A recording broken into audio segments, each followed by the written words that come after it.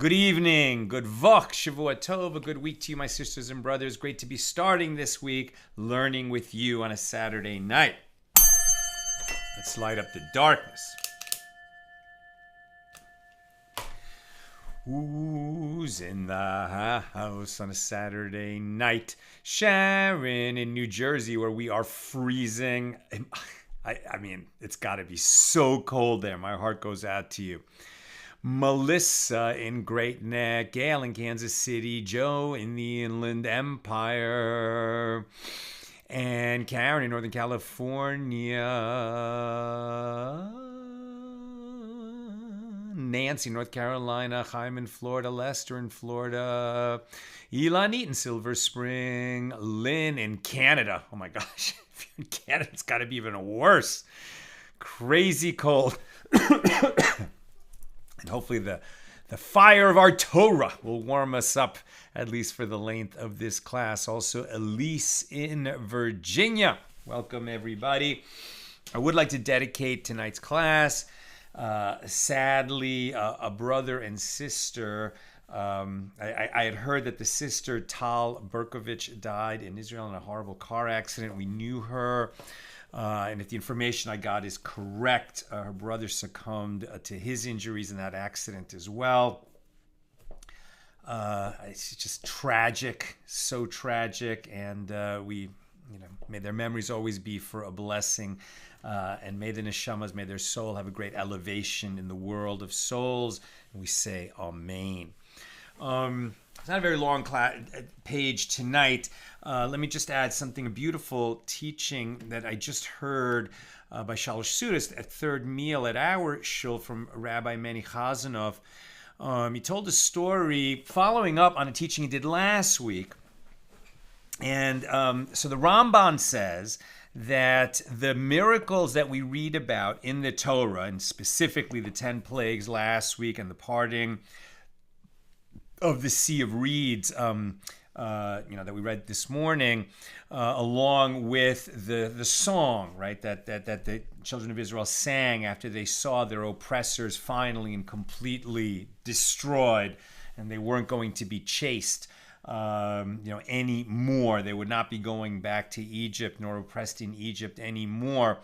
And that these miracles, the 10 plagues and the parting of the sea, that their real purpose is to teach us to recognize the miracles in our own lives. I mean, specifically the fact that we are alive, that there is a world, that nature itself, which we just take for granted because it's there every day, it is a miracle. The existence of the universe is a miracle.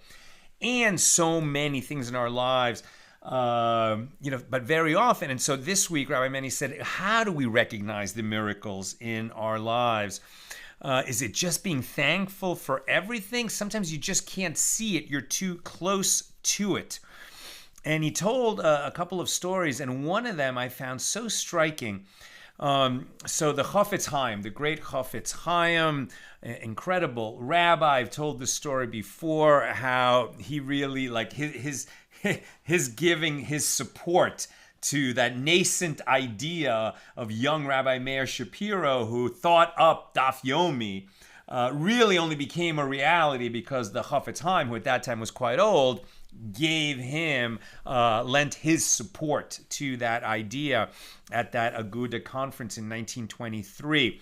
And there are many stories about the Chafetz Chaim, who was truly saintly, lived incredibly modestly, really just wrote all the modern laws of watching our speech and avoiding Lashon Hara. There's so many great teachings of the Chafetz Chaim. But here's a story. There was a yeshiva that was considering hiring a student of the Chafetz Chaim, a former student, as the head of the yeshiva.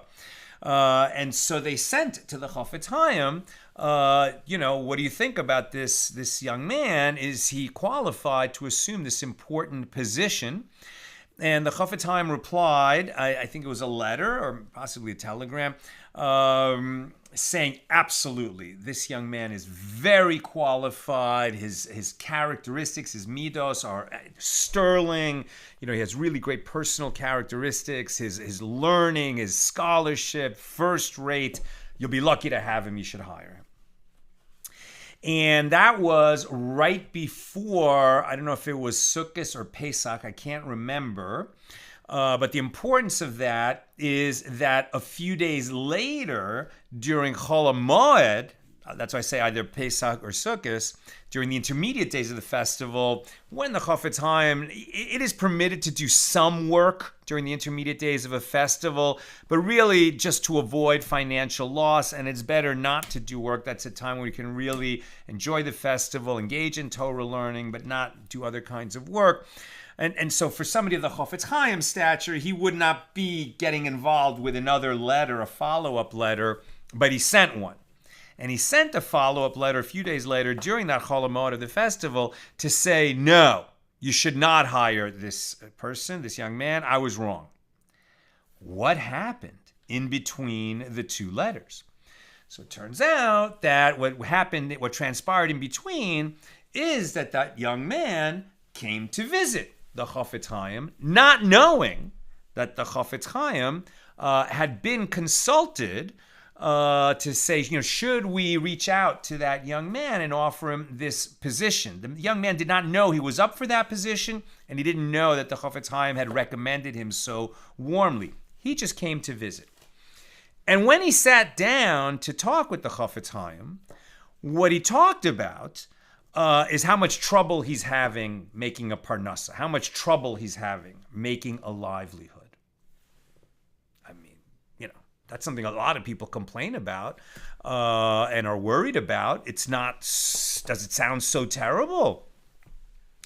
But for a young man but for somebody, a rabbi of that stature, who was like such lofty stature that he was being considered to be the head of a yeshiva, influence a generation of Torah scholars, it was not acceptable behavior in the opinion of the Chafetz Chaim. He should not be worried about parnasa. He wasn't starving, and so he should have enough emunah, bitachon, enough faith and trust that Hashem's got this. Hashem has got this. He has other things to worry about. If right now he's not making as much money as he'd like to, if he doesn't know exactly what his future holds, okay. So you have to just bear with it, right? If you think about this parsha, this Torah portion that we read today, how our ancestors, the children of Israel, complained to Moses when our backs were up against the sea. Right, that's the original sarcastic, probably the first joke ever recorded, but not such a joke, right? Somebody saying to Moses, because there weren't enough graves in Egypt, you took us out here to die in the desert. Then Hashem provided the miracle part of the sea. We got through, drowned our oppressors in it. A few days later, they're thirsty. They get to a place that looks like an oasis, but the water is bitter. They're complaining against Moses. They couldn't just wait. They couldn't just sit back for a day and let God take care of it. I mean, how often is a miracle at work in our lives? We don't see it until much later, right? So how many people could tell a story of they had a door slam in their face, and only much later, maybe years later, in retrospect, they could see that door that slammed in their face really was another door opening that they would have not walked through, but for understanding. If that difficulty hadn't come their way, they wouldn't have taken that other path, which made all the difference later in life. Miracles so often are happening in our lives, and we don't recognize them until it's over. And while we're in the midst of it, we got to have that trust, that holy trust, and say, okay, I trust you, God. I know you've got plans for me. I don't know what they are, but I trust you. And if we would just do that, I mean, first of all, life could be so much less worrisome, right? So much less worrisome. Now, it's not easy. It takes tremendous working on yourself to have that kind of trust and that kind of faith. It's not easy. And that's why the Chofetz Chaim held this young rabbi to such a high standard, because he thought he was at that level, and he wasn't, at least to the satisfaction of the Chofetz Chaim. But and then our Rav in the morning, Yekusiel Kalmanson, told a story. I don't want to butcher this one, but he's told it before, and it's so good, right? So there was a young immigrant came to the United States, a young Jew, from the shtetl, no education at all. He was just trying to eke out a living, get by. Presented himself at a synagogue in downtown Manhattan, basically to be the janitor. But it was a kind of a well-known synagogue with a lot of Torah scholars there. And I said, I hear you need a janitor. Can I have that job? And they said, well, can you... Somehow they asked him to write something. And he said, I'm sorry, I can't write. He was illiterate. And they said, well, then, you can't be the guardian, even the janitor of this shul. This is a very educated shul. And so what's he going to do? He figured out that he could buy some bagels, downtown, very cheap, and then open a little table and sell the bagels for a little bit more to the commuters. Became a bagel stand. People really liked it. He started cooking his own bagels. People liked it more. He opened the second bagel stand, the third bagel stand. Pretty soon it's like a franchise. He's becoming very successful. He branches out, diversifies into real estate. He became a fabulously wealthy man. And at a certain point, had an opportunity to buy one of the skyscrapers of New York because he had available means, and other people were involved in some kind of a financial crisis. And but his credit was great because he had so much cash flow. And so the bank just called him in to sign the financing documents, and he signed, as he always signed, with an X. And the bank manager, who's at this point a good friend of his, says, it's amazing to me that you always sign with an X, a man of your stature. And they says, yeah, because I can't read and write. And the guy says, well, look how successful you've been. Imagine how much more successful you might have been if you could also read and write. He said, let me tell you something. If I could read and write, I'd be the janitor at the 42nd Street Shul. So you never know what Hashem has in store for you.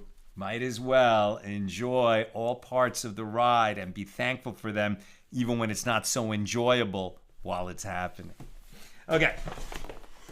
Our daf today is page 22 here in Tractate Menachot, the 30th volume of the Talmud, continuing our discussion of Mishnah number 2 here in chapter 3, which with God's help we're going to complete and move on to Mishnah number 3.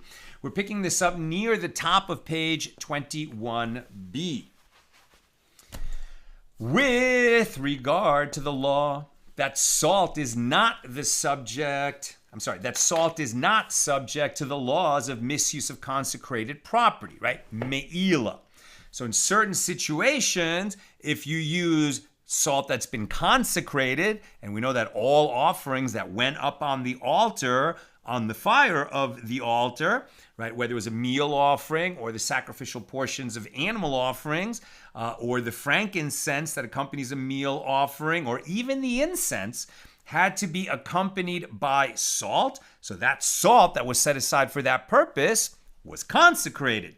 If you then, poured some of that salt onto, your scrambled eggs in the morning, that would be taking personal benefit from consecrated property, and you'd be violating the prohibition of meila, right? Making personal use of consecrated property. So when does salt come under meila, right? So with regard to the law that salt is not subject to the laws of meila, we learned in a Mishnah elsewhere, and this was because at the end of yesterday's class, we were saying that certain salt that was in the temple was not subject to meila, as we'll see, in certain circumstances, okay? So we learned in a Mishnah elsewhere the court instituted an ordinance about the salt and about the wood in the temple to the effect that the priests may derive benefit from them. This would be personal benefit for the priests who are serving in the temple.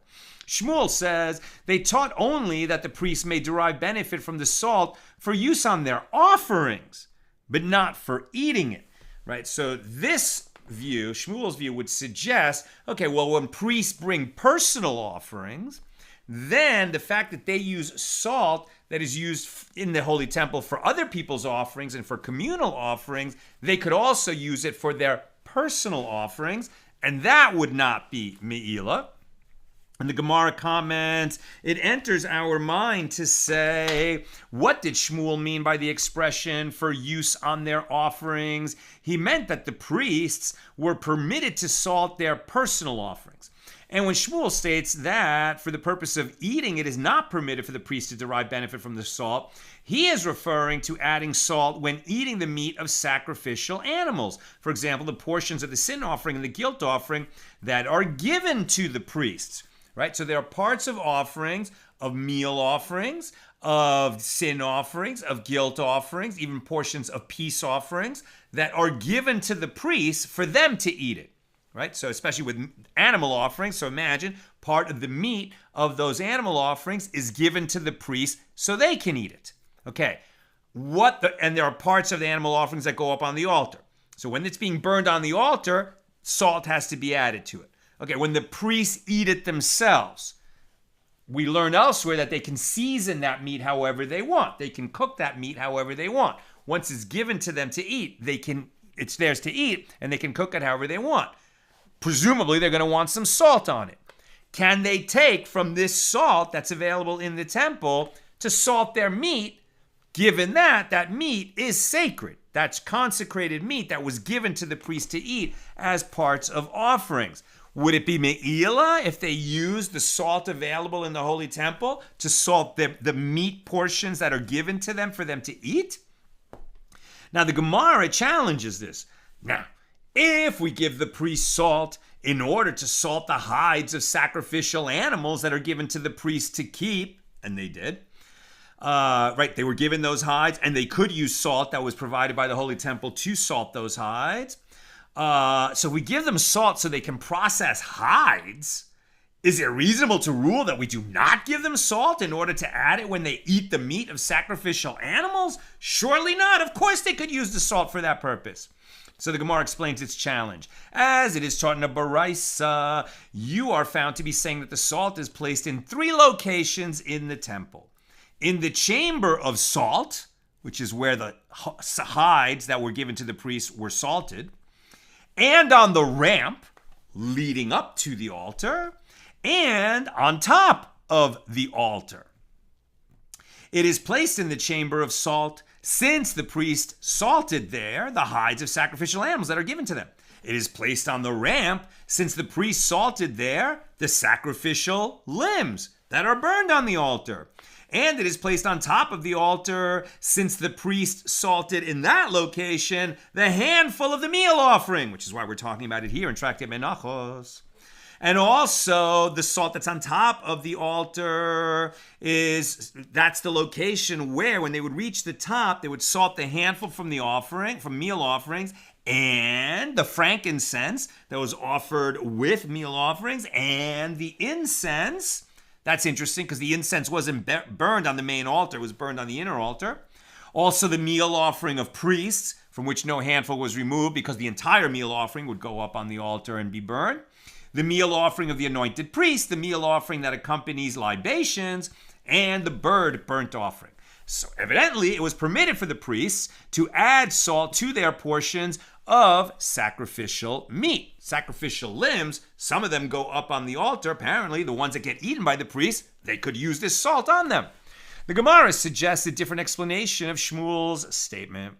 Rather, what did Shmuel mean by the expression for use on their offerings? He meant that it is permitted for the priest to add salt when they eat the meat of their offerings, for example, the portions of guilt offerings and sin offerings that are given to the priests to eat, as well as when they eat the remainder of the meal offering.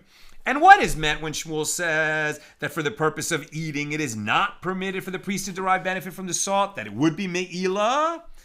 That is referring to using salt for the purpose of eating non-sacred food. So they can salt the meat that's given to them from sacred offerings, from that, salt that's in the temple courtyard, but maybe they can't use that salt just for breakfast in the dining hall. When the priests are serving the temple, they're living there for a week at a time, and they're having breakfast. That's not all sacred food, right? They just have regular food. Can they use that salt that's available in the temple to salt offerings just for their breakfast? Sounds like, according to this view, no. The Gemara objects to this. Isn't it obvious that the salt is not to be eaten with non-sacred food? What would non-sacred food be doing there in the temple courtyard? The Gemara answers, even though the Master says in the Baraisa that the verse stated with regard to the meal offering, and that which is left of it Aaron and his sons shall eat, in Leviticus 6:9, teaching that the priest shall eat non-sacred food and teruma along with the remainder of the meal offering, so that the remainder of the meal offering will be eaten in a manner that the priest will be satiated when he finishes eating it, demonstrating that non-sacred food may be brought to the temple courtyard. Even so, we do not give them consecrated salt for that, right? So not only at breakfast could they eat non-sacred food, but even with the sacred food, they could eat other food that was non-sacred or was teruma, that's consecrated for the use of priests, but not as offerings. That's just gifts as part of the tithing process from other Jews in the land of Israel while the temple is standing. So they could eat chulin, right? Chulin is non-sacred food, teruma, and the sacrificial portions of animal offerings together. They could do that. But do we give them salt to put on the chulin? Apparently not.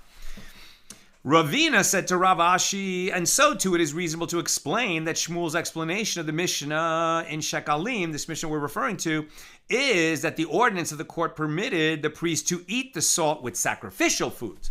As if it enters your mind to say, what did Shmuel mean by the expression for use on their offerings? He meant that the priests were permitted to salt their personal offerings. Then one must extrapolate from the Mishnah that the reason this is permitted is that the court stipulated that it should be. But had the court not stipulated that it would, it's not stipulated this, that it would not be permitted. And this cannot be. As now that we give salt to Israelites to salt their offerings, will we not give salt to priests for the same purpose? Obviously, we give them salt that they can salt their offerings, just like Israelites have salt available for their offerings. If we're giving something to the priests that's for the priests, it must be that they can also use that salt for the sacrificial portions of offerings that they're eating. That's not the same as their offerings. As it is taught in the Baraisa that we provide salt for the offerings of Israelites, of regular Jews. One might have thought that one who says, it is incumbent upon me to bring a meal offering, must bring salt from his home, i.e. his own salt, to salt the handful that is burned on the altar, just as he brings frankincense from his home for his meal offering. And this would seem to be a logical inference. It is stated in the Torah that one shall bring a meal offering. And it is stated that one shall bring salt, as it is written, and every meal offering of yours you shall season with salt. And it is stated that one shall bring a meal offering, and it is stated that one shall bring frankincense. Therefore, just as one brings frankincense from his home, so that's a little new to us, right? We didn't realize one who brings a meal offering has to be accompanied by frankincense. He doesn't rely on the frankincense that's lying around in the temple that the priests will add. He has to bring a meal offering, and he has to bring frankincense. But he doesn't have to bring salt. So you might have thought, therefore, just as one brings frankincense from his home, as it is written, and put frankincense on it, he shall bring it to Aaron's sons, the priests, so too one must bring salt from his home. You might have thought that. Or perhaps go this way. It is stated in the Torah that one shall bring a meal offering, and that one shall bring salt, and it is stated that one shall bring a meal offering, and one shall bring wood. Just as the meal offering cannot be burned on the altar without the wood. Therefore, just as the wood comes from communal supplies, so too the salt shall come from communal supplies. Which is correct. I think I read that wrong. Right, so you might have thought that just as you have to bring frankincense, you also have to bring salt. Or you could teach it, or you might have thought, and this is correct, that just as when you bring your meal offering and frankincense, you don't have to bring wood. because the temple, the holy temple, provides the wood. I mean, the public provides the wood in the sense that, there was the half shekel that the entire population gave every year, and that would fund the wood and other things going on in the temple. That so too, the salt would be provided in that manner. That is the law, right? So how do you know which way to go? Is the salt going to be like the frankincense that you have to bring yourself, or is the salt going to be like the wood? How do you know which way to go?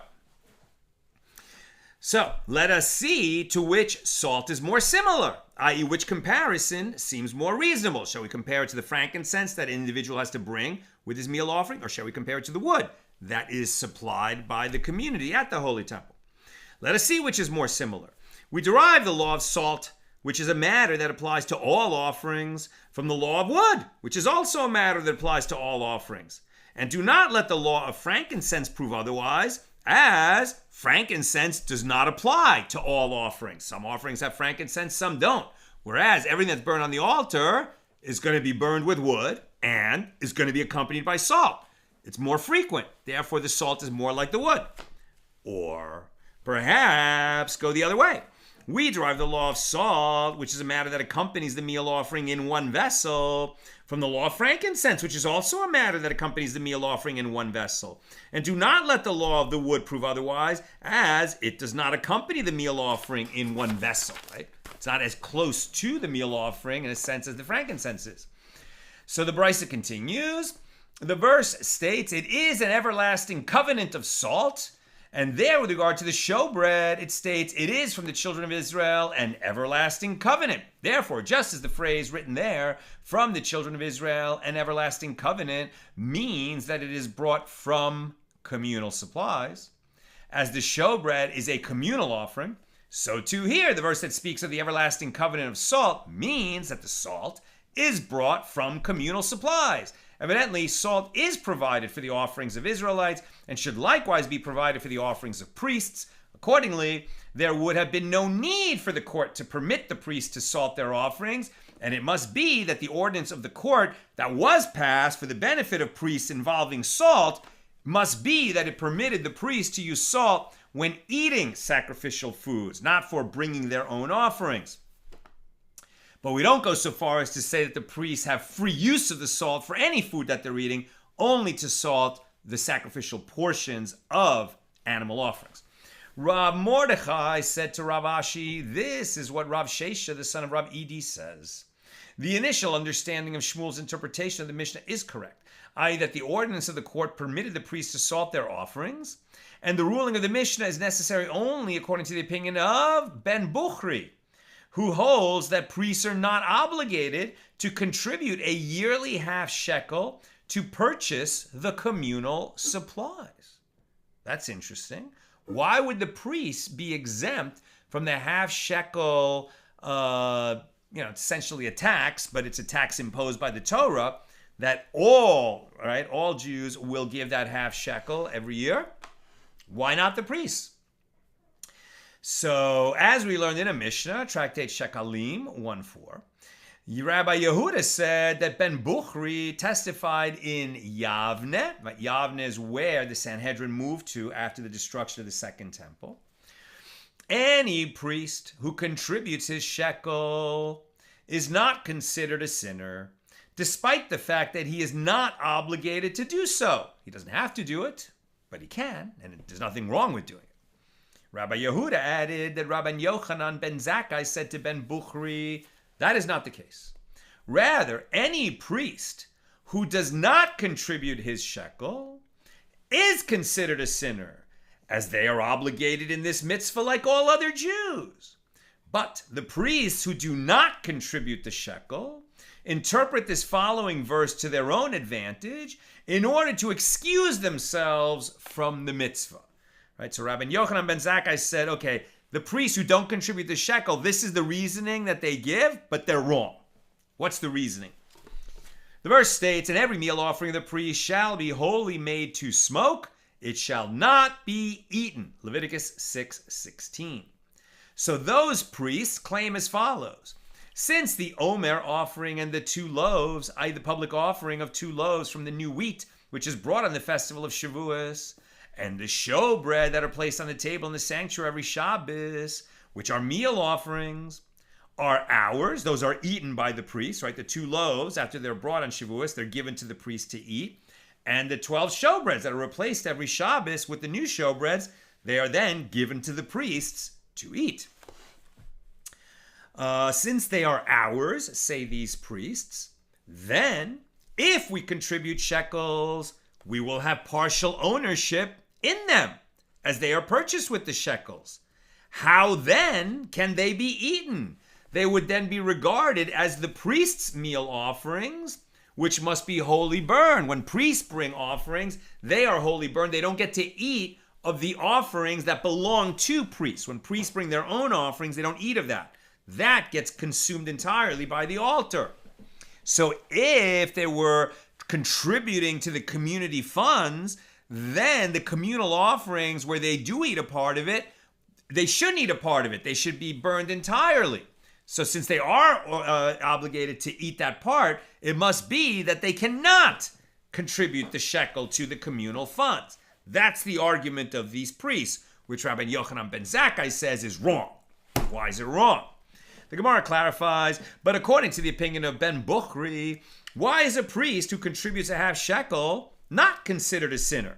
Since he is not obligated to bring it ab initio, when he brings the half shekel, he is also a sinner, since he is causing the bringing of a non-sacred item into the temple courtyard.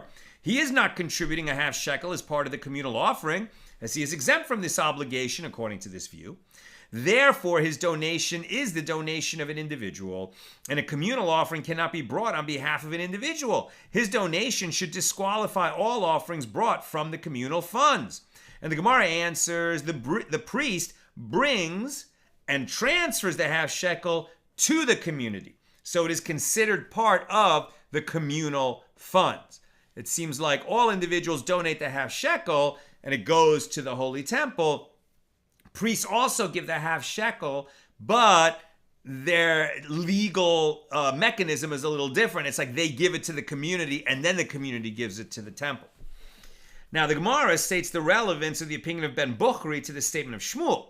So according to the opinion of Ben Bukhri, it might enter your mind to say, and now we're on page 22a, when the merciful one granted the Jewish people the right to use the salt when eating their offerings, he granted this to Israelites who have an obligation to donate their half shekels to the chamber, as this fund supplies the salt that is applied to the offerings. With regard to the priests who do not have an obligation to donate their half shekels to the chamber, the merciful one did not grant them the right to make use of the salt. So then therefore, it would be meila if they use that salt for anything of their own. To counter this, the Mishna in Tractate Shekalim teaches us that the court granted to the priests the right to use the salt when eating their offerings. Now the Gemara asks, and with regard to the wood, concerning which it is obvious to the Tan of the Brisa that it is brought from communal supplies, from where do we derive this law? And the Gemara answers, as it is taught in the Brisa, one might have thought that one who says it is incumbent upon me to bring a burnt offering must bring wood from his home on which the burnt offering will be sacrificed, just as he brings libations from his home along with the burnt offering. Therefore, the verse states with regard to the burnt offering on the wood that is on the fire, which is upon the altar. And the Torah juxtaposes the wood to the altar. Do you have to bring your own altar? Obviously not. Teaching that just as the altar was built from communal funds, so too the wood and the fire are brought from communal supplies. This is the statement of Rabbi Elazar bar Rabbi Shimon. And that Baraisa continues, Rabbi Elazar ben Shemua says, just as the altar was not used by an ordinary person as it was built for the purpose of serving as an altar for God, and only priests can bring offerings there, on behalf of individuals and on behalf of the community, but only priests can bring it. So too, the wood and the fire should not have been used previously by an ordinary person. So one does not bring wood from his home. And the Gemara asks, what is the difference between the two opinions? And the Gemara answers, the difference between the two is whether there is a requirement that the wood be new, i.e. that it had never been used. According to the opinion of Rabbi Elazar ben Rabbi Shimon, the wood is fit, provided that it comes from communal supplies, even if it is not new wood. Whereas, according to Rabbi Elazar ben Rabbi Shemua, it must be new wood. wood chopped down for the purpose of being the wood on the altar for the fires of the altar. It can't have been repurposed from wood that was originally cut down for some other use. And the Gemara asks, and is it in fact the law that old, i.e. previously used wood, is not fit to be burned on the altar? But isn't it written in 2 Samuel 24:22 about one of the incidents in King David's life, I guess before he was king? And Araunah said to David, I guess he is king. And Araunah said to David, let my lord the king take and offer up what seems good to him. Behold, the oxen for the burnt offering, and the threshing instruments, morigim, and the equipment of the oxen for the wood. In other words, at a time, this was before the Holy Temple, right? This is when the tabernacle and the altar were at Nov and Givon. That at that period, when David was ready to bring, maybe this, I'm not sure when this was, maybe after King Saul died and David freshly became king, and he wanted to, bring offerings, and they said, well, here's oxen, you can use it, and here's the equipment that would have been used for that oxen, right? Like that wood, the yoke, which was not always, because sometimes made of wood, and other sort of farm or threshing equipment made of wood. You can use that for the fire to bring these offerings. Despite the fact that the threshing instruments and the equipment of the oxen have been used previously, apparently they are fit to be used when offering a burnt offering. The Gemara answers here too, the verse is speaking of new instruments and equipment that had not been previously used. It had been fashioned to be a yoke, it had been fashioned to be used on the threshing floor, but it never was used that way. It was standing unused, and they said, oh, you could use this to make the fire on the altar to, burn the burnt offering of these oxen, only because, even though it had been fashioned into equipment, that equipment had never been used. Tangentially, the Gemara asks, what is the meaning of the term morigim mentioned in this verse? And Ula said it is a turbal bed, and this was not a known expression in Bavel, in Babylonia. So the Gemara asks, what is a turbal bed? And Rav Yehuda said it is referring to a serrated board that the threshers use for threshing, which is dragged over the grain by an animal in order to separate the kernels from the stalks. And Rav Yosef said, what is the verse from which the meaning of morigim is derived? It is the verse that states, behold, I have made you a new threshing sledge, morag, having sharp teeth, you shall thresh the mountains, from Isaiah 41:15. And that concludes our discussion of Mishnah number 2 here in chapter 3, Tractate Menachos. So let's just review for a second what we learn. And the law is that the salt that was available in 3 places in the Holy Temple, in the chamber of salt, where the priests use it to salt the hides that were their gifts, left over from offerings, on the ramp, where they would salt limbs, whether those limbs were going up to be burned on the altar or apparently for their eating the animal parts, the edible parts of sacrificial offerings. And on the altar, at the top of the altar, for the handful from meal offerings, for the frankincense, for the meal offering of priests, of the anointed priests, etc., that there was salt available and the priests could use it not only for their own offerings, but even for eating the parts given to them to eat from offerings. But apparently they could not use it just for the non-sacred food that they might be eating, even though they were eating it in the temple courtyard. Okay, moving on to Mishnah 3 here in chapter 3. If a handful of one meal offering, which is to be burned on the altar, let me read that again. If a handful of one meal offering, which is to be burned on the altar, was intermingled with a handful of another meal offering, right? So multiple meal offerings are being brought. Priest takes out the handful. He's going to put that in a service vessel. That service vessel goes up the ramp. It's going to be burned on the altar, as we know, along with frankincense and salt. But somehow there were 2 meal offerings and there were 2 handfuls taken from the 2 meal offerings and they became intermingled. Can we still put that on the fire or not? If a handful of one meal offering, which is to be burned on the altar, was intermingled with a handful of another meal offering, or with the meal offering of priests, or with the meal offering of the anointed priest, or with the meal offering of libations accompanying burnt offerings and peace offerings, all of which are burned in their entirety on the altar, it is fit for sacrifice, and the mixture is burned on the altar. Right? So if a handful was mixed with other handfuls or with other meal offerings that are going to be burned in their entirety on the altar, so that mixture can be burned. Since it was all destined to be burned on the altar, the fact that it got mixed up doesn't mean that you don't burn it, you do. That's the first clause of this Mishnah. Here comes the minority opinion of Rabbi Yehuda. Rabbi Yehuda says if the handful was intermingled with the meal offering of the anointed priest or with the meal offering of libations, then the mixture is unfit. Because with regard to this, the handful from the standard meal offering, its mixture is thick, meaning 1 lug of oil mixed with 1/10 of an ephah of flour.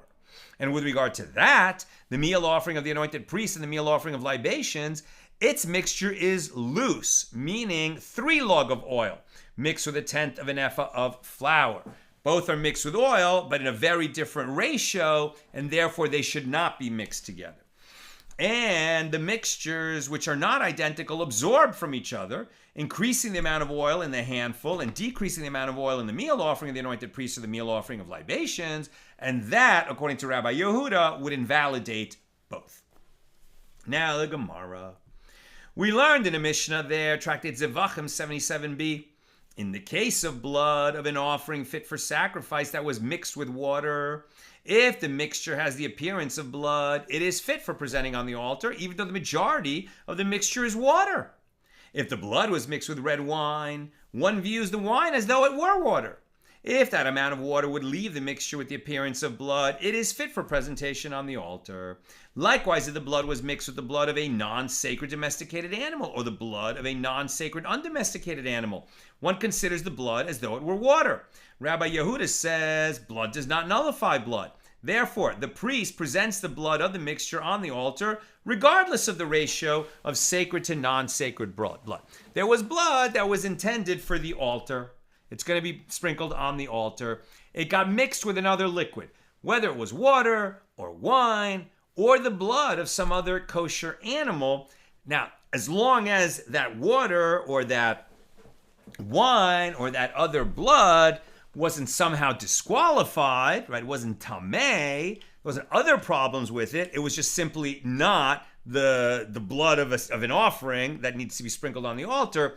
Then we're still going to sprinkle the blood from the animal. The fact that it got a little bit diluted, as long as it still has the appearance of blood, that dilution isn't going to stop us from sprinkling what is in that mixture, which is the important thing, the sacred blood that was intended to be sprinkled. We still sprinkle it. Rabbi Yochanan says, and both the first Tana and Rabbi Yehuda derive their opinions from one verse. With regard to the sacrificial rites performed by the high priest on Yom Kippur, the Torah teaches that after sprinkling of the blood of the bull and of the goat separately between the staves of the ark and on the curtain, right inside the Holy of Holies on Yom Kippur, the blood of the two animals is mixed together and presented on the golden altar. That's the little altar inside the sanctuary, the incense altar. It receives blood sprinkling only on Yom Kippur and when special inner offerings are brought, like the bull of a Sanhedrin or the bull of an anointed priest. Let me read that again. Between the staves of the ark and on the curtain, and the blood of the two bulls is mixed together and presented on the golden altar inside the sanctuary. So the verse states, quote, and he shall take of the blood of the bull and of the blood of the goat and put it on the corners of the altar. Leviticus 16:18. And it is a known matter that the blood of the bull is more than the blood of a goat.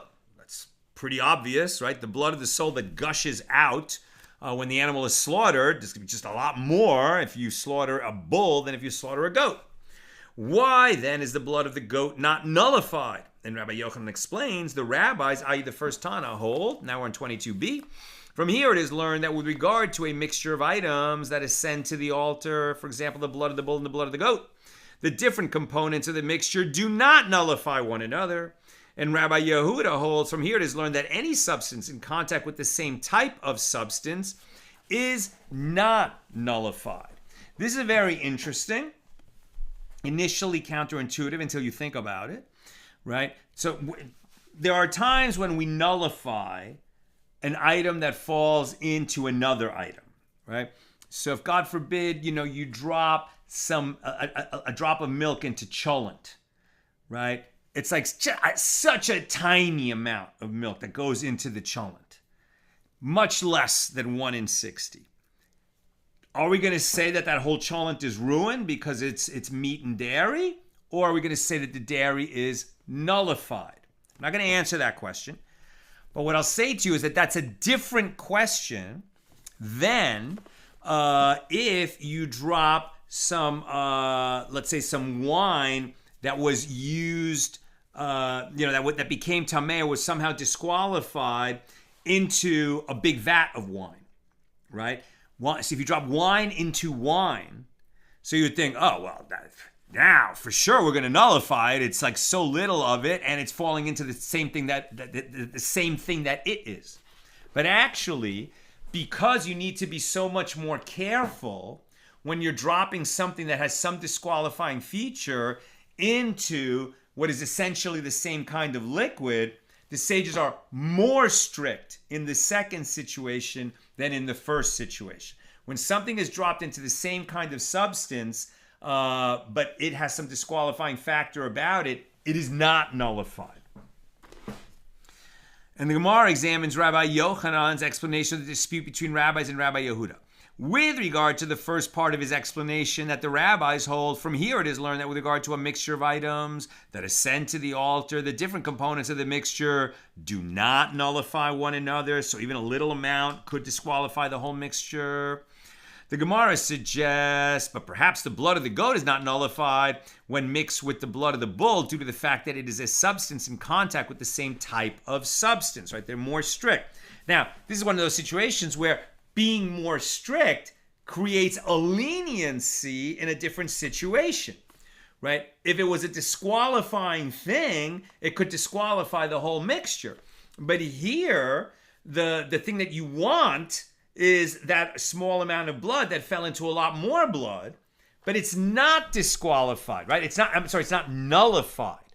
So as long as the overall mixture is not, tameh or pigul or something like that, the fact that just a little bit of blood that needs to be sprinkled fell into a lot more liquid, even if, let's say, it was, blood of a kosher animal but not an offering, you could still sprinkle this, and then you would satisfy the obligation of the owner of the offering because the blood that needed to get sprinkled got sprinkled because it's not nullified in that mixture.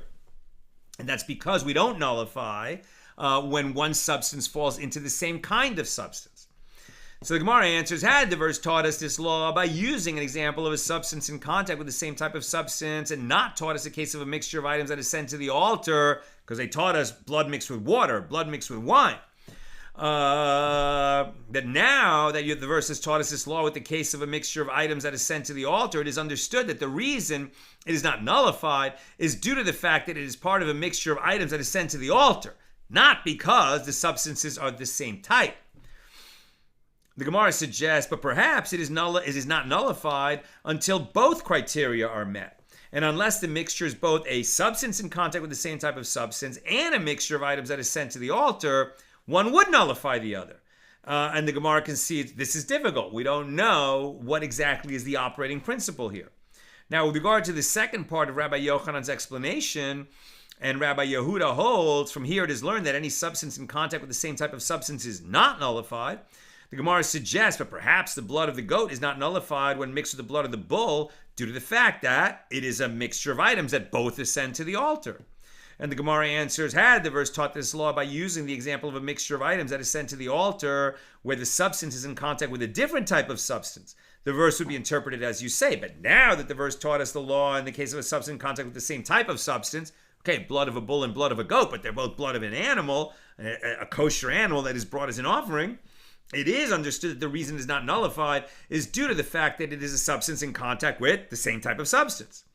The Gemara suggests, but perhaps it is not nullified until both criteria are met. And unless the mixture is both a substance in contact with the same type of substance and a mixture of items that is sent to the altar, one nullifies the other. We haven't proven that. And the Gemara again concedes, yes, this is difficult. So the Gemara raised another objection to the explanation of Rabbi Yochanan. We learned in the Mishnah here that Rabbi Yehuda says if the handful was intermingled with the meal offering of priests, with the meal offering of an anointed priest, or with the meal offering of libations, the mixture is unfit because with regard to this, the handful from the standard meal offering, its mixture is thick. And with regard to that, the meal offering of the anointed priest and the meal offering of libations, its mixture is loose, so they're not so similar. And the mixtures which are not identical absorb from each other, invalidating both. So the Gemara asks, but when the mixtures absorb from each other, what of it? This is a case of a substance in contact with the same type of substance. After all, it's a meal offering that includes oil being mixed with another meal offering that includes oil. Okay, the ratio is different, but are we going to say that's the same kind of substance? And therefore, neither oil nullifies the other, and both should be sacrificed on the altar. I am very close to done. If you have questions or comments, please get them in now. We're at the top of 23a. Rava said, Rabbi Yehuda holds that in the case of any mixture that consists of a substance in contact with the same type of substance, as well as another type of substance, the law is to disregard the same substance, considering it as though it were not there. And in the event that the different type of substance is more than the first substance, the different substance nullifies the first substance. So in the case of the Mishnah here, the handful of the meal offering is mixed with other types of meal offerings that comprise greater quantities of oil. The oil of the handful is disregarded, and the flour of the handful, which is present in greater quantities than the oil of the other meal offering that is absorbed in it, nullifies the oil of the other meal offering. That oil is now considered to be one with the oil of the handful, and therefore the oil of the handful is increased, and that renders the handful unfit.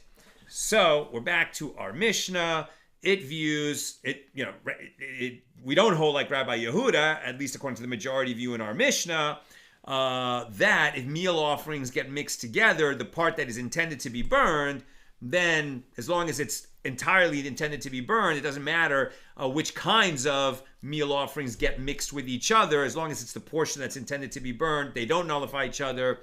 We do put the mixture on the altar and burn it, and both offerings are considered, that the part intended to be burned was properly burned. Just one comment from Sharon. Isn't the half shekel tax also a means of taking a census?